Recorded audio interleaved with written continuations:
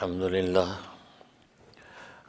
لله نحمده ونستعينه ونستغفره ونؤمن به ونتوكل عليه ونعوذ بالله من شرور أنفسنا ومن سيئات أعمالنا من يهده الله فلا مضل له ومن يضلله فلا هادي له ونشهد أن لا إله إلا الله وحده لا شريك له ولا نظير له ولا مثل له ولا مثال له ونشهد أن سيدنا وسندنا وشفيعنا وشفيع أمرنا وحبيبنا وحبيب ربنا ومولانا محمد عبده ورسوله أرسله الله إلى كافة للناس بشيرا ونذيرا وداعيا إلى الله بإذنه وسراجا منيرا أما بعد فأعوذ بالله من الشيطان الرجيم بسم الله الرحمن الرحيم الرحمن علم القرآن خلق الإنسان علمه البيان صدق بزرگان محترم، برادرین عزیز اور میری اسلامی بہنیں،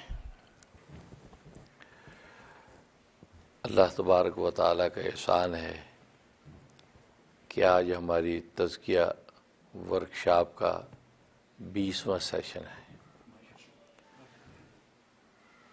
ٹھیک ہے، اس سے پہلے 19 سیشن تزکیہ ورکشاپ کے گزر چکے ہیں اور آج الحمدللہ یہ 20واں سیشن ہے۔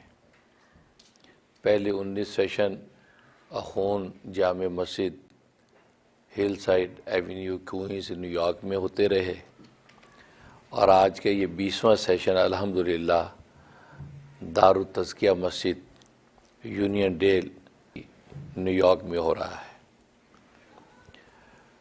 جیسے کہ اسکالرز نے یہ بات واضح کی ہے کہ تزکیہ ورکشاپ سے مطلوب کیا ہے، ظاہر ہے کہ باطن کا تزکیہ مقصد ہے۔ ایک ظاہری علم ہوتا ہے، ایک یہ کہ باطنی عمل ہوتا ہے۔ تو گویا کہ باطن کا سنوارنا ایسا ہی ہے جیسے کہ جسم اور روح، ان دونوں کا آپس میں اتصال حیات اور زندگی ہے۔ اگر جسم ہے، روح نہیں ہے، تو انسان کو لوگ انسان نہیں کہتے، لاش کہتے ہیں، نام بدل جاتا ہے۔ مرے ہوئے انسان کو کوئی نہیں کہتا یہ انسان پڑا ہے، کیونکہ انسان زندہ کا نام ہے، اس کو لوگ لاش کہتے ہیں کہ ڈیڈ باڈی پڑی ہے، تو نام بدل جاتا ہے۔ تو اگر روح نہیں ہے تو نیری روح اگر ہے تو مقام مستقر تک پہنچ جاتی ہے، لیکن دونوں کے اتصال کا نام زندگی ہے۔ تو بالکل اسی طریقے سے ظاہری اعمال اور باطنی اوصاف، ان دونوں کا اتصال اصل میں یہ وہ ایمانی اور روحانی زندگی ہے۔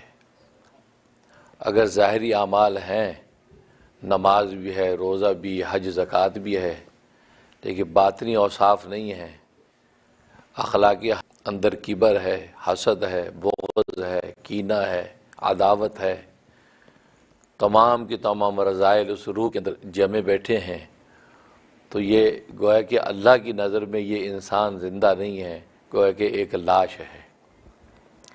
تبھی اللہ تبارک و تعالیٰ کفار و مشرکین کو مردہ کہتا ہے، حالانکہ بظاہر وہ چلتے پھرتے زندہ نظر آتے ہیں، لیکن چونکہ ان کے باطنی اوصاف نہیں ہیں، اندر کفر و شرکی کی گندگی ہے، اس لیے اللہ تبارک و تعالیٰ کے نزدیک وہ چلتی پھرتی زندہ لاشیں ہیں۔ تو تزکیہ کی اس قدر اہمیت ہے کہ علماء نے لکھا ہے کہ اصل میں سفر میں جانے کے لیے دو چیزیں چاہیے، جیسے ہمارے معزز مہمان مولانا امتیاز الرحمان تھانوی دامت برکاتہم العالیہ، جن کی تشریف آوری پر مجھے دوہری خوشی ہوئی۔ ایک تو تزکیہ ورکشاپ ہماری اس نئی جگہ پر اور 20واں سیشن، اس کی خوشی تھی، لیکن ان کی تشریف آوری پر مجھے دوہری خوشی ہوئی۔ ظاہر ہے کہ ایسے نسبت والے دوست کم ملتے ہیں، ان کی ہمارے ساتھ پرانی محبت ہے۔ تو انہوں نے جیسے بتلایا کہ صوفی سرور صاحب کے حوالے سے رحمۃ اللہ علیہ کہ ایک منزل ہے اور منزل پر پہنچنے کے لیے یہ سارا سلسلہ ہے، تو بالکل اسی طریقے سے ہمیں منزل پر پہنچنے کے لیے دو چیزوں کی ضرورت ہوتی ہے۔ ایک راستے کی ضرورت ہوتی ہے، دوسری چلنے کی ہمت کی ضرورت ہوتی ہے۔ اگر راستہ ہے، چلنے کی ہمت نہیں ہے تو آپ منزل تک نہیں پہنچ سکتے ہیں، یا چلنے کی ہمت ہے لیکن راستہ گم ہے، راستے کی خبر نہیں ہے تو آپ منزل تک نہیں پہنچ سکتے ہیں۔ اور اگر راستہ بھی نہیں ہے اور چلنے کی ہمت بھی نہیں ہے تو پھر تو پہنچنے کا سوال ہی نہیں ہے۔ تو علماء فرماتے ہیں کہ اصل میں شریعت یہ راستہ ہے، اس منزل تک پہنچنے کا راستہ شریعت ہے، اور چلنے کی ہمت یہ طریقت ہے، یہ وہ تزکیہ ہے، یہ چلنے کی ہمت ہے۔ اگر راستہ ہے، آپ کا چلنے کی ہمت نہیں ہے، آپ کا تزکیہ نہیں ہوا ہوا، قلب جو حب دنیا سے صاف نہیں ہے، حب دنیا کے اندر غرق ہے، عداوت بغض بخل کے اندر انسان مبتلا ہے، تو ظاہر ہے کہ چلنے کی ہمت اس کے پاس نہیں ہے۔ شریعت اس کو نظر آ رہی، راستہ سیدھا نظر آ رہا ہے، اور صبح شام قرآن سنت کے احکام بھی سنتا ہے، علماء کے وعظ بھی سنتا ہے کہ نماز پڑھ لو، روزہ رکھ لو، زکوٰۃ دے دو، حج ادا کر لو، لیکن کرتا نہیں ہے، کیونکہ شریعت سب اس کو خبر ہے، اس کو علم ہے کہ نماز فرض ہے، اس کو علم ہے کہ روزہ فرض ہے، لیکن نفس علم پر کوئی اجر نہیں ہے۔ اس علم پر جب عمل کرے گا اب اجر ملے گا۔ لہذا ہر بے نمازی کو اس بات کی خبر ہے کہ نماز فرض ہے، لیکن نماز پڑھتا نہیں ہے، تو اس کے اس نفس علم پر کوئی اجر نہیں ہے، نہ اس پر نجات ہے۔ ہاں، اس علم پر جب عمل کرے گا، اور عمل کے لیے تزکیہ ضروری ہے، جب تزکیہ ہوگا تو اب یہ عمل کی ہمت پیدا ہوگی، اس کے لیے نماز آسان ہو جائے گی۔ بلکہ نماز آسان تو کیا ہوگی، نماز اس کا عشق بن جائے گی، اس کا عشق بن جائے گی۔ اس لیے اہل دل نے ایک عجیب بات لکھی ہے، اگر اللہ تبارک و تعالی نے نماز فرض نہ کی ہوتی تو عاشقوں کے دل ویسی دنیا میں پھٹ جاتے، وہ اپنے معشوق سے اظہار محبت کے لیے کوئی عنوان ہی نہ پاتے۔ ہم اپنے محبوب کو کس طرح پکاریں، کس طرح اس کے ساتھ اظہار محبت کریں، ان کو کوئی عنوان ہی نہ ملتا، یہاں تک کہ ان کے کلیجے پھٹ جاتے، ان کی زندگیاں فنا ہو جاتی۔ لیکن اللہ تبارک و تعالیٰ نے نماز کی دولت ایسی عطا فرما دی کہ عاشقان خدا اپنے عشق کی جولانی اس نماز کے انداز میں پیش کر دیتے۔ یہ نماز اتنی بڑی دولت ہے۔ اس سے تو علماء لکھا ہے کہ حقیقی عبادت ہے ہی نماز، باقی ساری عبادتیں تو مشروط ہیں۔ روزہ سب پہ فرض نہیں ہے، جو بیچارہ مریض ہے اس پہ روزہ فرض نہیں، فدیہ دے دو۔ جو بڈھا فرتوت ہو گیا بیچارہ روزے نہیں رکھ سکتا، فدیہ دے دو، روزہ گیا۔ مشروط عبادت کتنے ہیں ایسے لوگ جو روزے کی اس لذت سے محروم، فدیہ دے رہے ہیں۔ زکوٰۃ سب پر فرض نہیں ہے، مالداروں پہ فرض ہے، غریبوں پہ کوئی زکوٰۃ نہیں ہے، اب وہ غریب اس زکوٰۃ کے لطف سے محروم۔ حج سب پر فرض نہیں ہے، مالداروں پر ہے، تو گویا کہ مشروط عبادتیں ہیں، لیکن حقیقی عبادت جس کو صحیح معنی میں عبادت کہنا چاہیے وہ نماز ہی کی ہے، اور یہ عشق و مستی کا وہ اصل میں اظہار ہے۔ اگر اللہ تبارک و تعالی عاشقان خدا کو یہ اظہار محبت کرنے کا عنوان مہیا نہ کرتا تو یہ ان کے کلیجے ویسے پھٹ جاتے، دل کے پارا پارا ہو جاتے۔ جیسے خود رسول اللہ صلی اللہ علیہ وسلم نے ارشاد فرمایا کہ میری آنکھوں کی ٹھنڈک نماز ہے، اگر نماز نہ ملتی تو نبی کریم صلی اللہ علیہ وسلم جیسا پیغمبر، امام الانبیاء، سید المرسلین، وہ اپنی اس ٹھنڈک کو کہاں تلاش کرتے؟ ایک لمحے کے لیے سوچنے کی بات ہے، وہ ٹھنڈک کہاں ملتی ان کو؟ وہ بے قراری، بے چینی اور تڑپ کا کیا حل نکالتے؟ لیکن آپ ارشاد فرما رہے کہ نماز میں اللہ تبارک و تعالی میری آنکھوں کی ٹھنڈک رکھ دی ہے۔ یہاں تک کہ بلال حبشی کو رضی اللہ تعالیٰ عنہ آپ فرمایا کرتے تھے کہ بلال اذان دے کر ہمیں راحت پہنچاؤ، اذان دے دو، ہمیں راحت ملے گی کہ رب نے ہمیں بلا لیا ہے، رب کا منادی پکار رہا ہے، اب میں اللہ کے سے حضور جاؤں گا، وہ آنکھوں کی ٹھنڈک پاؤں، اذان دے کے ہمیں راحت پہنچاؤ۔ اس لیے یہ نماز تو یہ اور پھر آپ جانتے ہیں جیسے کہ ایک اسکالر بتا رہے ہیں کہ نماز کس موقع پہ فرض ہوئی؟ معراج کے سفر میں۔ جو معراج کے سفر خالص عشق و مستی کا سفر تھا، اس سوائے عشق و مستی کے کوئی دوسرا عنوان ہی اس میں نہیں ہے کہ محبوب نے محبوب کو اپنے پاس بلایا ہے، اپنی شانیں دکھائی ہیں۔ اب وہ محبوب جب محبوب سے مل رہے ہیں تو اس وقت جو تحفہ ایک محبوب اپنے دوسرے محبوب کو دے رہا، وہ تحفہ کی شان کا تحفہ ہوگا، نماز کا تحفہ عطا کیا۔ اس معراج کے سفر میں وہ نماز آپ کو عطا کی گئی، اسی سے اس نماز کی قدر و قیمت کا ہمیں اندازہ ہو کہ یہ نماز ہے ہی حقیقت میں نماز کی عبادت، اور یہی وہ عشق و مستی کا عنوان جو ہم اللہ کے سامنے پیش کرتے ہیں۔ اگر تزکیہ نہیں ہے تو پھر نماز کا لطف نہیں ہے، بس وہ پھر ہماری اٹھک بیٹھک تو ہے، نماز کی وہ لطف حقیقت نہیں ہے۔ تبھی لکھا کہ کتنے اولیاء کاملین ایسے گزرے ہیں کہ جب اللہ تبارک و تعالی نے اپنی معرفت ان کو عطا فرما دی اور تعلق مع اللہ کی یہ منازل وہ طے کر گئے، تو انہوں نے اپنی زندگی کی 30 سال کی نمازیں قضا کی، دہرائیں، کیونکہ اس وقت اب اس وہ نماز کا جو لطف ان کو ملا، اب وہ جو عارف باللہ بن کے نماز پڑھ رہے ہیں یہ نماز ہی الگ ہے، تو وہ سوچتے تھے یار 30 سال کی جو نماز پڑھی وہ کہ نماز ہے؟ یہ نہ ہو کہ اللہ تبارک و تعالیٰ کے پوچھو وہ کی تو نماز پڑھی تھی تم نے؟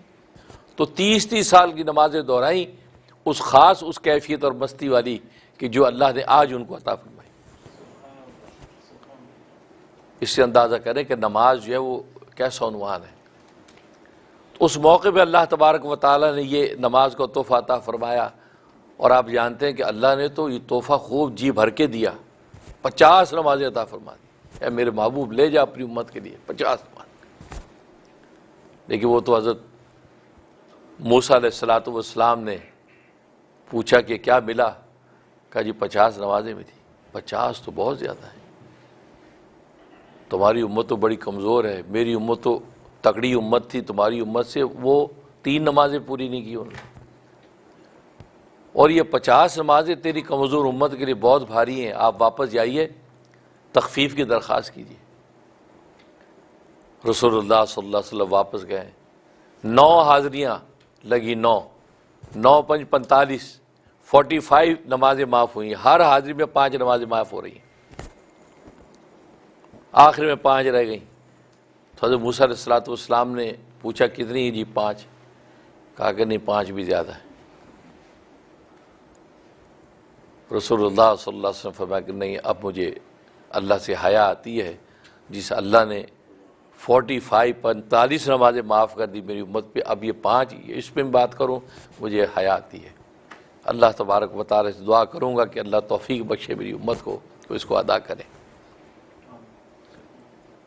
تو اللہ تبارک و تعالیٰ کی طرف سے آواز آ گئی، لا یبدل القول لدی، اے میرے حبیب ہمارے فیصلے بدلتے نہیں ہیں، ہم نے 50 نمازیں فرض کی تھیں، تیری تخفیف کی درخواست کی وجہ سے ہم نے ان کی کوانٹٹی تو کم کر دی لیکن کوالٹی نہیں کم کی۔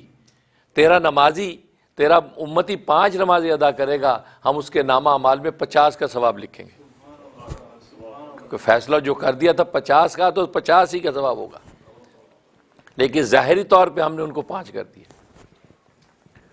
تو علماء یہاں نقطہ اٹھاتے ہیں کہ واپسی میں پہلے تو حضرت ابراہیم علیہ السلام سے ملاقات ہوئی تھی، اس کے بعد 6 آسمان پہ حضرت موسیٰ کے پاس آئے، تو یہی مشورہ حضرت ابراہیم نے کیوں نہیں دے دیا؟ وہ تو جد امجد ہے، ان کا تو زیادہ قربت ہے رسول اللہ صلی اللہ علیہ وسلم کے ساتھ، تو آپ کو دینا چاہیے تھا مشورہ کہ یہ 50 بہت زیادہ ہے، ذرا آپ کم کروائیے۔ تو موسیٰ علیہ الصلوۃ والسلام کو مشورہ دینا پڑا جو کہ بنی اسرائیل میں سے ہیں،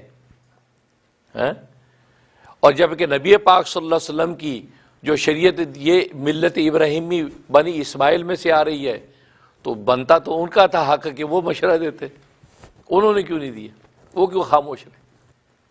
اللہ اکبر۔ علماء نے بڑا نکتہ لکھا ہے، کہا کہ اصل بات یہ ہے کہ ابراہیم علیہ الصلوۃ والسلام خلیل اللہ ہیں، اللہ کے دوست ہیں۔ دوست تو پھر وہ ہوتا ہے جو بس دوست پر قربان ہوتا ہے، جو دوست نے کہہ دیا بس کہہ دیا۔ تو ابراہیم علیہ الصلوۃ والسلام کو تو مقام خلت حاصل تھا، انہوں نے پوچھا کیا ملا جی؟ 50 نمازیں، بہت اچھا ہے۔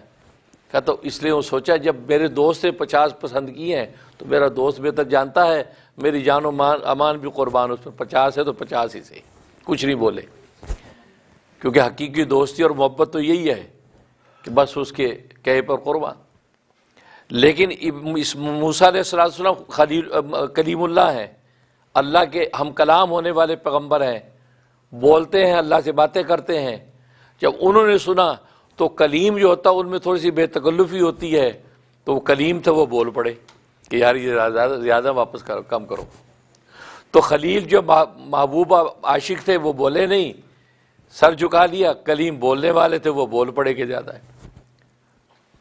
تو یوں ہمیں آج 5 نمازیں ملی ہیں، اور 5 نمازیں بھی ہمارے لیے اگر دشوار ہوں، نہیں عاشقوں کے لیے، عارفوں کے لیے پھر وہ 5 بھی نہیں ٹکتے، وہ پھر تہجد پڑھ کے 6 کر دیتے ہیں، اشراق پڑھ کے 7 کر دیتے ہیں، چاش پڑھ کے 8 کر دیتے ہیں، اوابین پڑھ کے 9 کر دیتے ہیں۔ بس ان کا جی چاہتا ہے جب موقع ملے تو اللہ اکبر کر کے کھڑے ہو جائیں۔ کتنے واقعات تاریخ میں بھرے پڑے ہیں، ساری رات مصلوں پہ گزار دیتے ہیں۔ اس لیے یہ نماز جو ہے، اور یہ تزکیہ نہیں ہے تو کچھ بھی نہیں ہے، تزکیے کے بغیر نماز میں کوئی لطف نہیں ہے۔ جیسے میں نے بتایا جن لوگوں کا تزکیہ ہو گیا، اب وہ پچھلی نمازوں کو قضا کر رہے ہیں کہ یار وہ کوئی نماز تھی۔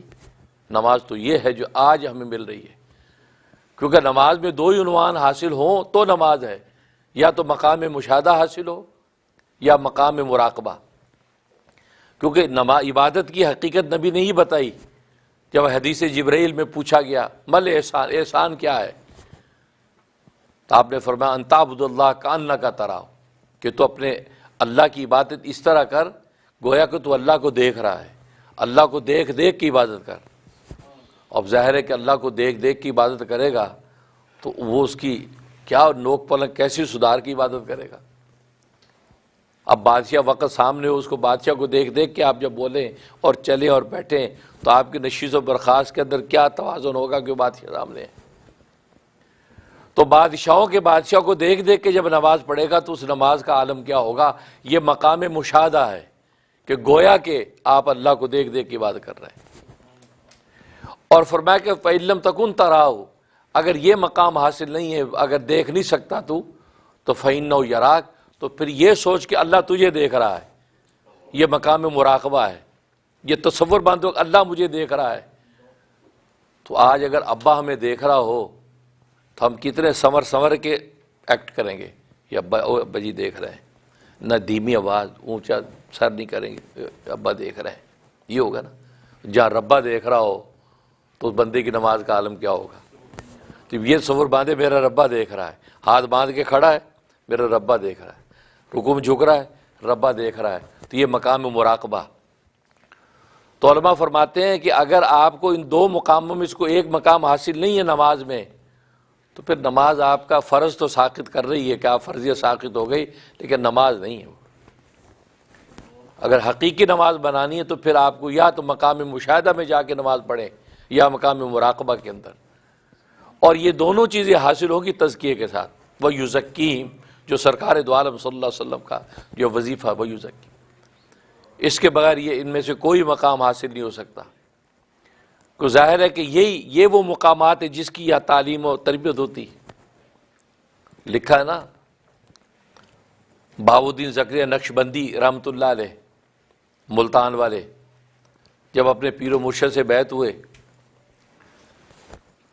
تو چند دن میں ہی منظور نظر ہو گئے، شیخ کی بڑی ان پہ نظر ہو گئی۔ تو ظاہر ہے کہ رقابت ہوتی ہے، تو دوسرے مریدین جو پیر بھائی ذرا تھوڑا حسد کرنے لگے کہ یار یہ جمعہ 8 دن اور یہ حضرت کا اتنا قریب ہو گیا اور حضرت کی اتنی اس پہ توجہ کرتے ہیں، تو ذرا برا لگا لوگوں کو۔ اب شیخ کو پتہ چل گیا کہ ذرا اس کے ساتھ تھوڑی سی وہ رکھنے لگے ہیں، تھوڑی سی رقابت۔ تو انہوں نے ایک دن کیا کیا کہ کبوتر لائے، 5 کبوتر لائے، اور وہ لوگ جو حسد کرتے تھے ان میں سے ایک ایک کو بلایا کہ یہ کبوتر لو، یہ چھری لو، کسی ایسی جگہ ذبح کر کے لانا جہاں تمہیں کوئی دیکھتا نہ ہو، بالکل چپکے سے دے دیا، دوسرے کو، تیسرے کو، چوتھے کو۔ تو بہاؤالدین زکریا نقشبندی کو بلایا کہ یہ کبوتر ایسی جگہ ذبح کرو جہاں کوئی دیکھ نہ رہا ہو، بالکل خلوت میں۔ جی ٹھیک، وہ بھی چلے گئے۔ اب تھوڑی دیر کے بعد ایک ذبح کر کے آ رہا ہے، دوسرا آ رہا ہے، تیسرا آ رہا ہے، چوتھا آ رہا ہے، چاروں آ گئے۔ ہاں جی بھائی بہاؤالدین نہیں آیا ابھی تک۔ اب یہ خوش ہو رہا ہے کہ دیکھا لیزی آدمی، وہ پتہ نہیں کہاں بیٹھو کہ ابھی تک آئے نہیں، یہ خوش ہو رہا ہے کہ ہم تو ذبح کر کے لے آئے۔ اب کافی دیر کے بعد آئے کہ میاں کیا ہوا؟ وہ زندہ کبوتر لے کے آ گئے کہ ذبح نہیں کیا، کہ جی کوئی جگہ ہی نہیں ملی۔ کیا بات کرتے ہو بھائی تم نے کہاں ذبح کیا؟ کہا جی ہم تو وہاں چلے گئے، تو ایک کھنڈر سا تھا، وہاں چپکے سے گئے، وہاں کوئی بھی نہیں دیکھ رہا تھا۔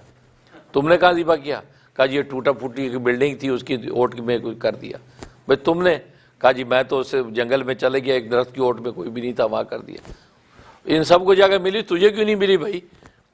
یہ دیکھو ساری بے ابان جگہوں میں ذبح کر کے آ گئے اور تمہیں کوئی جگہ ہی نہیں ملی۔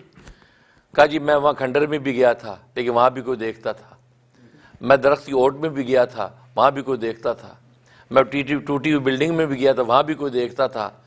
کہا میاں کون دیکھتا تھا بھائی؟ ان کو دیکھا نہیں، تجھے دیکھ رہا ہے، کون دیکھتا تھا؟ کہا کہ میرا اللہ دیکھ رہا تھا، میرا اللہ دیکھتا تھا،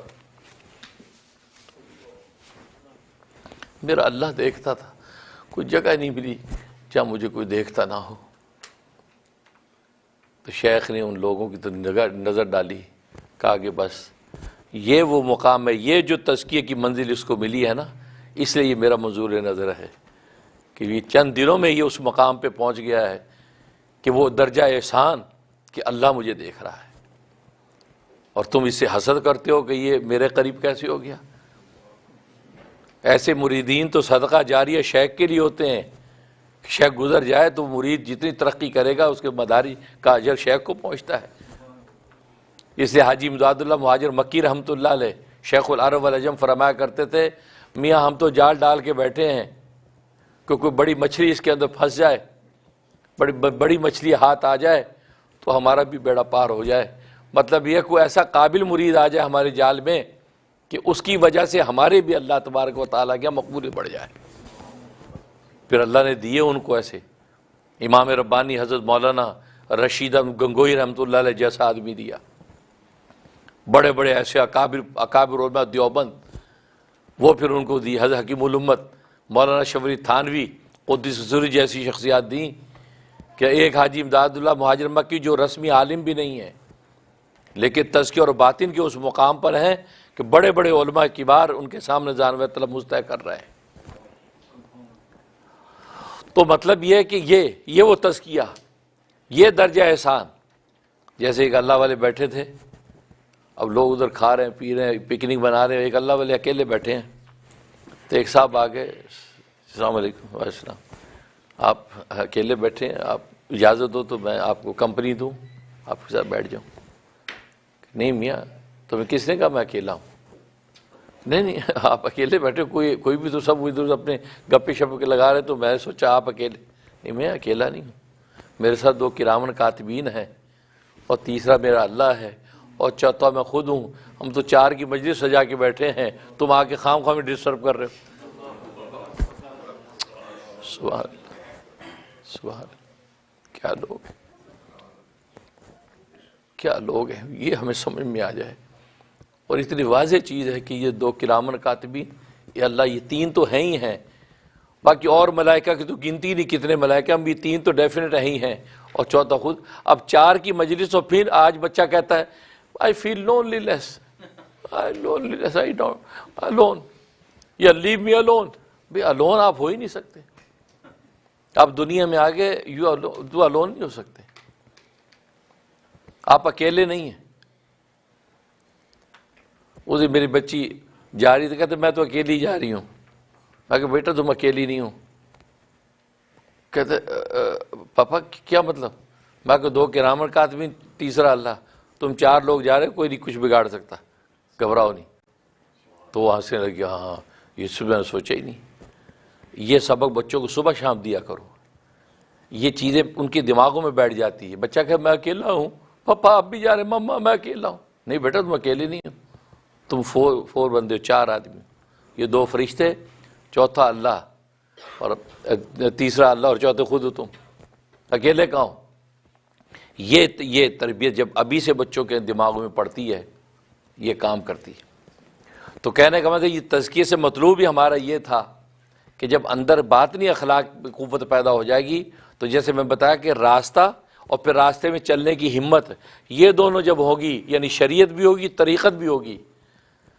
یہ وہ طریقت نہیں ہے کہ جس طریقت کے اندر کہتے ہیں کہ وہ کیا کہتے ہیں، وہ بابے کہہ دیتے ہیں کہ جی تھوڑی 5 ویلے ساڑی ہر ویلے۔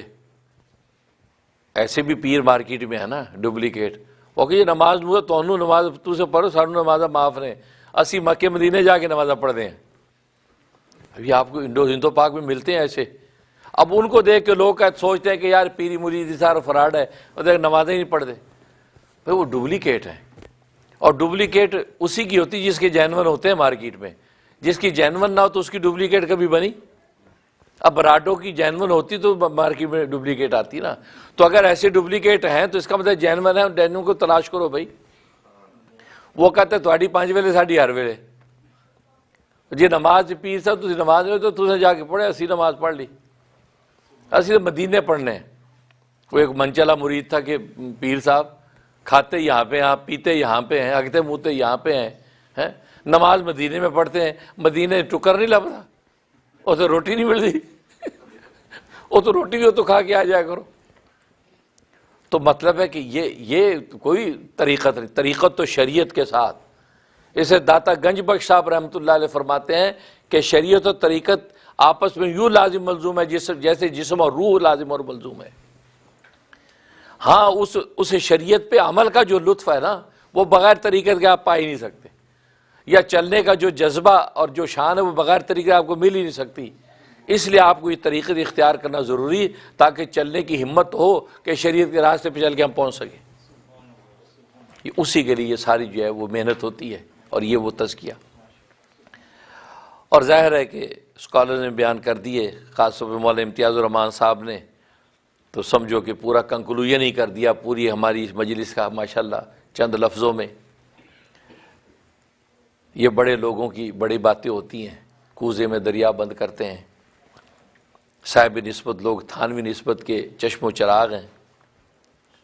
بلکہ اس دن میری ملاقات ایک محفل میں ہوئی تو انہوں نے بتلایا کہ میری اہلیہ جو ہیں وہ مفتی حسن صاحب رحمۃ اللہ علیہ کی پوتی ہیں، اور مفتی حسن صاحب رحمۃ اللہ علیہ بہت بڑے آدمی ہیں۔ وہ حضرت حکیم الامت مولانا اشرف علی تھانوی رحمۃ اللہ علیہ کے جلیل القدر خلفاء میں سے ہیں، اور جامعہ اشرفیہ لاہور کے بانی اور پہلے شیخ الحدیث ہیں، اور اتنا اونچا مقام تعلق مع اللہ کا ان کو اللہ نے عطا کر رکھا تھا۔ ایسی عشق و مستی اللہ کے ساتھ ان کی تھی کہ اس کے واقعات ہیں۔ ایک مرتبہ ان کی ٹانگ کاٹنے کی ضرورت پیش آ گئی، کسی مرض کی وجہ سے کہ ٹانگ کٹے گی اور بے ہوش کرنا پڑے گا۔ حضرت نے کہا بھائی نہیں، بے ہوش نہیں، یہ نہیں مجھے گوارا، بے ہوش نہیں کرنا۔ وہ کہتے بے ہوش کیے بغیر ٹانگ کیسے کٹے گی؟ کہ میاں تم بس اپنے تیاری پوری کر لو، میں بس جب اشارہ کروں تم ٹانگ کاٹ دینا تو مجھے کوئی تکلیف نہیں ہوگی۔ ڈاکٹر کہتے نہیں جی یہ تو ہمارے اصول کے خلاف ہی، آپ کیا بات کر رہے ہیں، کیسے ہوگا؟ کہ میاں میں کہہ جو رہا ہوں بے ہوش مجھے نہیں ہونا۔ کیونکہ ظاہر ہے کہ مومن تو سوچتا ہے یہ زندگی، یہ جتنے لمحے زیادہ ملیں خدا کو یاد کرنے کا لطف وہ تو یہی ہے، مرنے کے بعد نہیں ہے۔ پھر جنتوں میں سجدہ نہیں ہے، جنتوں میں سجدہ کرنے کی درخواست کریں گے اہل جنت، اے اللہ یہاں اتنی نعمتیں حور و قصور تیری شان دے کے سجدے میں گرنے کو جی چاہتا ہے، اجازت دے دیں۔ اللہ کہے کہ نہیں، دنیا سجدے کے لیے میں نے بنائی تھی، جنت سجدے کے لیے نہیں، یہاں اس سجدوں کا انعام ہے۔ یہ سجدے کی اجازت نہیں ملے گی، تڑپیں گے جنتی۔ یہ وہ سجدہ ہے جس سجدے سے آج ہم بھاگتے ہیں کہ یار نماز بہت مشکل ہے، یہ سجدے کی قیمت وہاں جنت میں پتہ چلے گی، وہاں دنیا کی آخرت کی ہر نعمت جنت میں، لیکن وہاں سجدے کو تو نصیب نہیں ہوگا۔ تو حضرت نے فرمایا کہ جب میں تمہیں اشارہ کروں تب کاٹنا، اس لیے کہ میں بے ہوشی والی ٹیکا نہیں لگانا۔ تو جناب حضرت بیٹھ گئے اور حضرت ذکر شروع کر دیا، خدا کو یاد کرنا شروع کر دیا۔ اس ذکر کا لطف یہ تو ذاکر ہی جانتا ہے، اس کی عشق و مستی میں ایسے غرق ہوئے، ڈاکٹر نے ٹانگ کاٹ دی، پتہ بھی نہیں چلا، سی بھی نہیں کیا۔ ان کا مشہور واقعہ مفتی حسن صاحب رحمۃ اللہ علیہ، جو آدمی اتنے اونچے، جیسے حضرت علی مرتضیٰ رضی اللہ تعالیٰ نے کہا تھا نا، تیر ران کے اندر چبھ گیا تھا، اب کھینچتے تو تکلیف ہوتی ہے، اطباء کہتے کیا کریں؟ کہا کہ جب میں نماز کے اندر ہوگا، جیسے سجدے میں جاؤں تیر کھینچ دینا، انشاءاللہ پتہ بھی نہیں چلے گا۔ کیونکہ آپ جب نماز میں کھڑے ہوتے تھے، حضرت علی کی نماز تو مشہور ہے، نماز میں کھڑے ہوتے تو ایسا لگتا تھا کہ دنیا معافی سے بے خبر ہیں، اور خود فرماتے ہیں جب میرا دل کرتا ہے کہ اللہ مجھ سے باتیں کریں تو میں قرآن کی تلاوت شروع کر دیتا ہوں، میں خوش ہوتا ہوں کہ اللہ مجھ سے باتیں کر رہا ہے، اور جب میرا دل چاہتا ہے میں اللہ سے باتیں کروں، اللہ اکبر کر کے نماز میں کھڑا ہو جاؤ تو میں اللہ سے باتیں کرتا ہوں۔ تو جیسی حضرت سجدے میں گئے تو اطباء نے تیر کھینچ لیا، نکال لیا، اور حضرت علی رضی اللہ تعالیٰ کو پتہ بھی نہیں چلا، اور آپ نے سلام پھیر لیا، سلام پھیر کے فرمایا میاں تم لوگ نے اپنا کام کر لیا، یعنی پتہ بھی نہیں چلا کہ تیر نکل چکا ہے۔ یار یہ ہے نماز، یہ نماز، یہ پڑھی نہیں جاتی تو مانگی تو جا سکتی ہے، ہم تو مانگتے بھی نہیں ایسی نماز، مانگتے بھی نہیں، مانگتے بھی ڈرتے ہیں یار کہیں ایسی نماز مل ہی نہ جائے، پھر یار یہ دنیا کی ٹک ٹاک، اور یہ جیسے مولوی صاحب کہتے ہیں ٹک ٹاک کا مزہ چل رہا ہے، یار یہ ادھر بھی ٹائم دینا تھوڑا سا، یار وہ سارا چھوٹ جائے گا۔ توبہ کرتے ڈرتے ہیں، توبہ کری یار گناہ سے توبہ، یا اللہ کہ واقعی قبول ہوگی تو یار پھر اس کے بعد کر ہی نہیں سکیں گے، نیت خراب ہے۔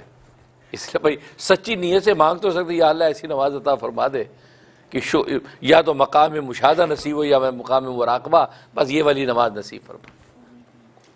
تو یہ وہ تزکیہ، تو حقیقت یہ ہے، تو علماء کرام نے کنکلوژن کر دیے اپنے بیانوں کے اندر گفتگو تزکیے کی، تو اللہ سے دعا اللہ اس کو قبول فرمائے۔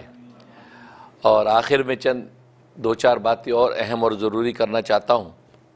پہلی بات یہ کہ آپ جانتے ہیں کہ ہم مراقبہ کروا رہے ہیں، پوری دنیا کے اندر جو سالکین مریدین ہیں مراقبہ کرتے ہیں، اور قطب عالم و تکوین جو انڈیا کے اندر ہمارے جو شیخ تیسرے شیخ موجود ہیں وہ اس پر مراقبہ کرتے ہیں، اور پھر وقت کے بڑے بڑے اکابر عارفین متقین وہ اپنے اپنے مقام پہ مراقبے کرتے ہیں، اس مراقبے میں ہم شریک ہوتے ہیں۔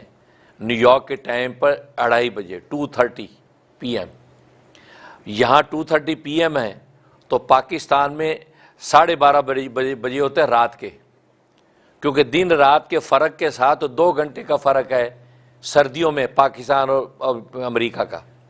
پاکستان 2 گھنٹے پیچھے ہوتا ہے ہمیشہ سردیوں میں، اور رات دن کا فرق ہوتا ہے، اور انڈیا کے اندر رات کا 1 بجا ہوتا ہے، 1.5 گھنٹے کا فرق ہے وہ۔ تو وہ مراقبہ ہم کر رہے ہیں، اس میں آپ کو پتہ ہے کہ قطب عالم و تکوین نے پہلا جو ہے ذکر کروایا، ذکر لطیفہ قلب کا بزبان خیال۔ آپ کو پتہ ہے خیال کی زبان سے، یہ منہ کی زبان سے ذکر نہیں ہے، وہ برائے دفع شہوت و جو ہے غفلت، شہوت و غفلت دور ہو جائے تو دل کا جو ہے وہ ذکر کروایا، وہ پورا ہو چکا۔ دوسرا کروایا ذکر جو ہے وہ لطیفہ روح کا ذکر بزبان خیال، برائے دفع جو غیظ و غضب وہ کروایا، وہ پراسی ہم پورا کر چکے ہیں۔ اور آپ جانتے ہیں پوری دنیا کے اندر ہمارے سالکین مریدین تقریباً 1 لاکھ کے قریب لوگ یہ مراقبہ کرتے ہیں۔ 70,000 سے تعداد شروع ہوئی تھی، اب ماشاء 1 لاکھ کے قریب لوگ بلکہ بڑھ رہے ہیں، مزید آخری کاؤنٹنگ تو ابھی آئی نہیں۔ اور ان کو ایسے منافع مل رہے ہیں، ایسے ماشاءاللہ ترقی کر رہے ہیں روحانی، اور دنیا بھی قدموں میں آ رہی ہے ان کی، کیوں فیڈ بیک آتا ہے۔ تیسری منزل بھی طے کر لی تھی، ذکر جو ہے لطیفہ خفی، لطیفہ خفی جو ہے وہ لطیفہ سر، لطیفہ سر جو ہے وہ آپ کو پتہ ہے یہ الٹی پستان کی جو ہے وہ سینے کی طرف جو ہے الٹی پستان میں کے پاس جو ہے نا کے برابر جو ہے وہ لطیفہ سر ہے، اور لطیفہ سر جو ہے یہ بھی اس کا جو ذکر تھا یہ بھی بزبان خیال برائے دفع حرص و طمع، حرص و طمع ختم ہو جائے، وہ بھی منزل طے کر چکے ہیں۔ اس کے بعد لطیفہ خفی جو سیدھی پستان کے برابر پہلو کی طرف، یہ اس کا مقام ہے، تو یہ بھی زبان خیال سے ہم نے کیا ہے، اور یہ اس سے جو ہے برائے دفع حسد و بخل، حسد و بخل اس سے ختم ہوتا ہے، یہ منزل بھی طے ہو چکی۔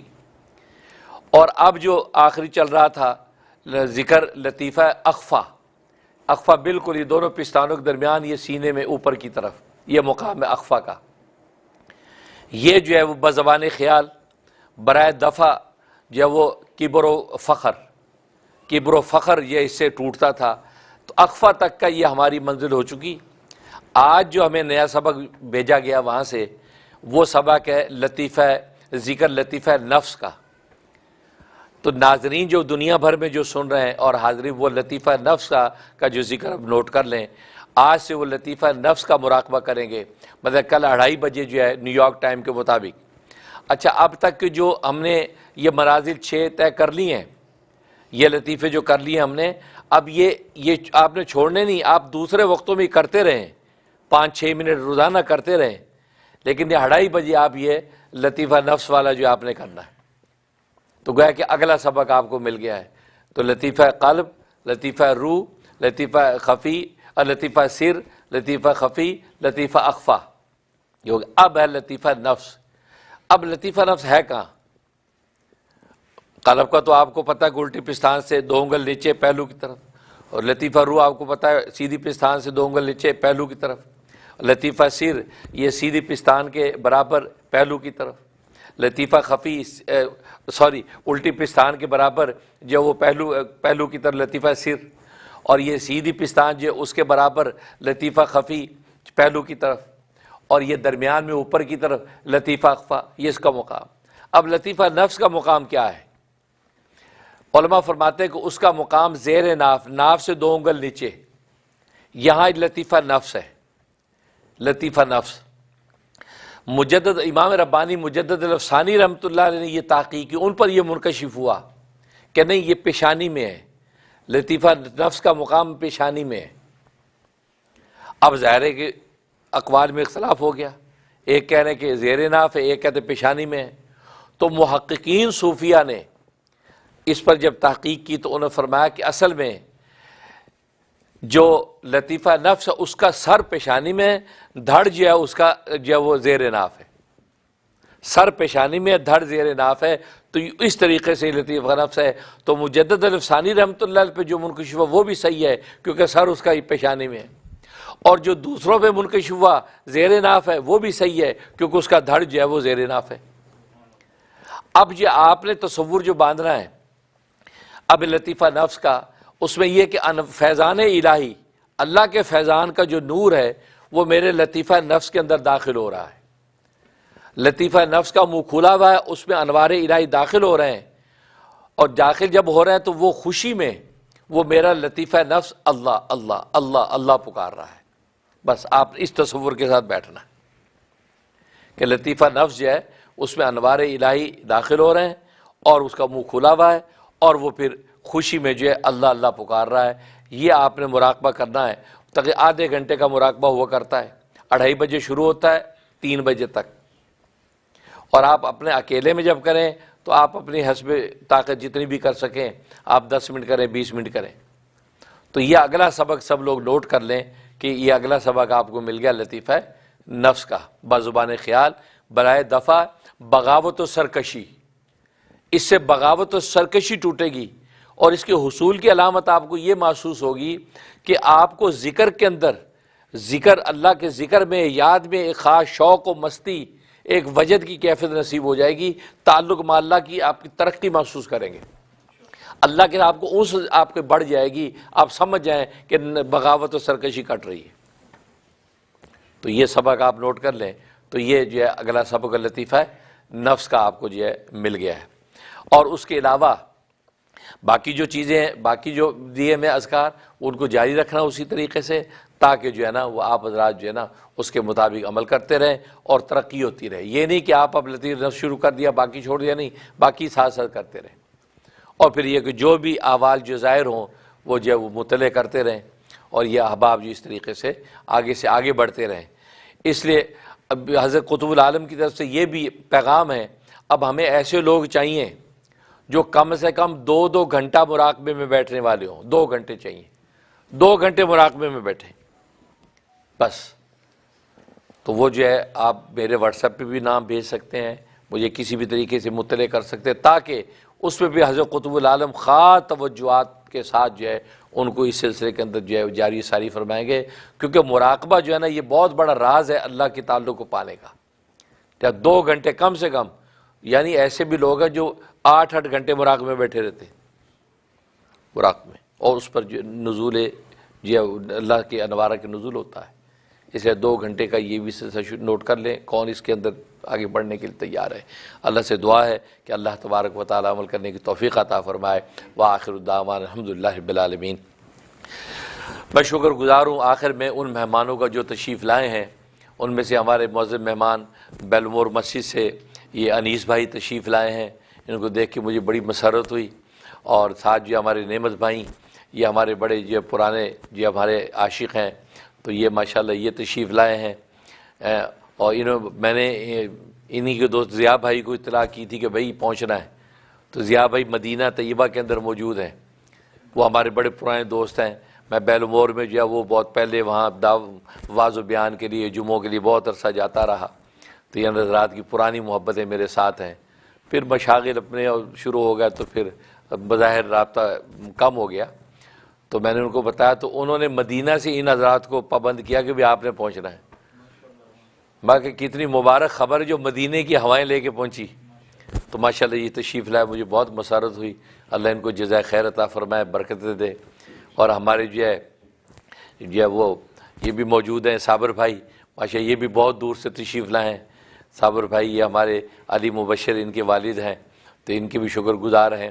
اور اس کے علاوہ جو ہمارے محسن بھائی یہ موجود ہیں، ماشاءاللہ یہ بھی بہت دور سے تشریف لائے ہیں، اسٹوریا سے تشریف لائے ہیں۔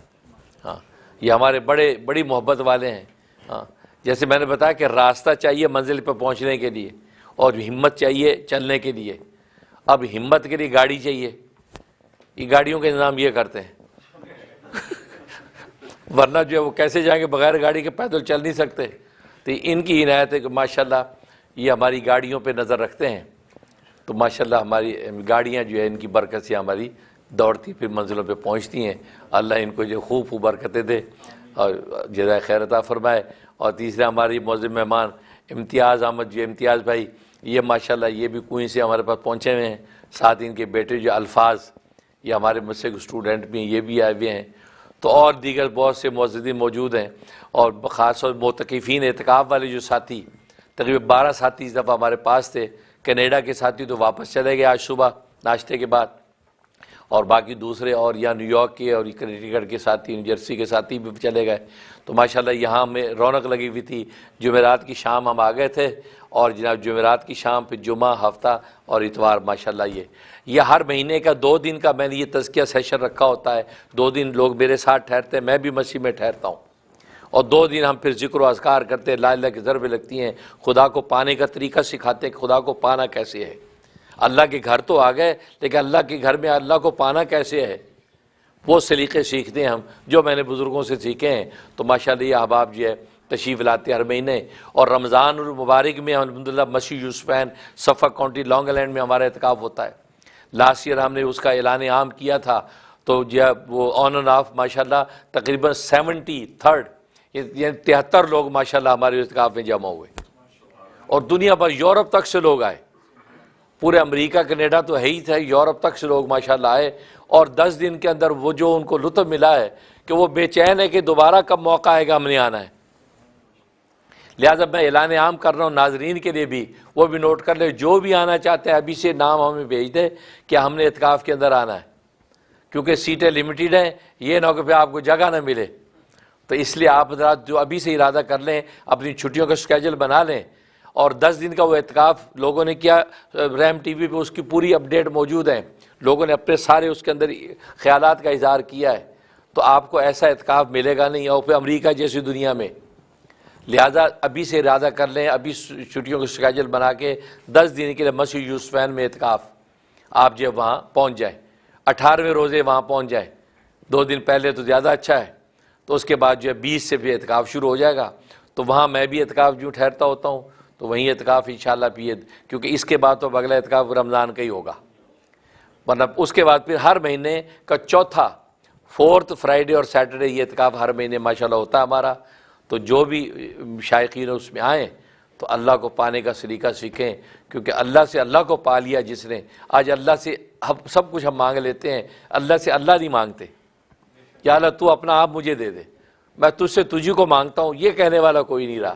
اللہ میاں کاروبار دے دے، اللہ میاں دنیا دے دے، اللہ میاں اچھے رشتے دے دے، اللہ میاں بیٹا دے دے، اللہ میاں بیٹی، یہ مانگ، اللہ سے اللہ کا غیر مانگتے ہیں، اللہ پھر بھی دے دیتے ہیں۔ حالانکہ بظاہر اللہ کو غیرت آنی چاہیے کہ یار یہ کتنے ظالم ہیں، میرے پاس آ کے میرا غیر مانگ رہے ہیں۔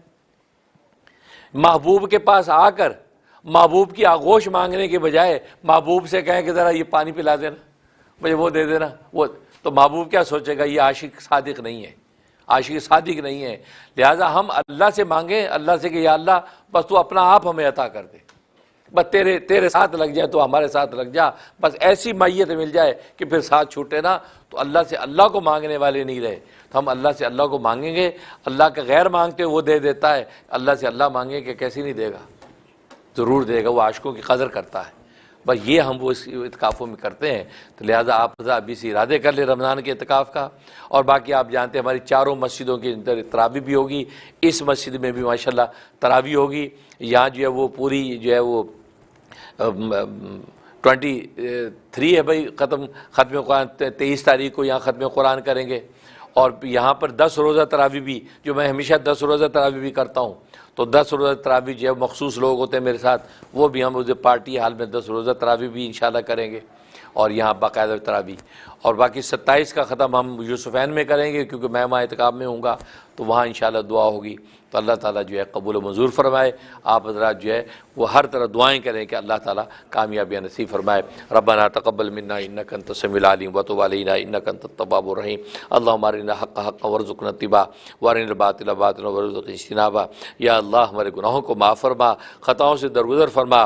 یا اللہ یا اللہ یا اللہ یا اللہ اپنے لطف و کرم سے ہم نے جو کچھ مانگا ہے، مانگ رہے ہیں، مانگتے رہیں گے، یا اللہ سب ہمیں عطا فرما، اور جو نہیں مانگا یا اللہ مانگنا چاہیے تھا یا اللہ وہ بھی عطا فرما۔ ربنا آتنا فی الدنیا حسنہ وفی الآخرۃ حسنہ وقنا عذاب النار وقنا عذاب القبر وقنا عذاب الحشر وقنا عذاب المیزان وصلی اللہ تعالی علی خیر خلقہ محمد وآلہ وصحبہ اجمعین برحمتک یا ارحم الراحمین۔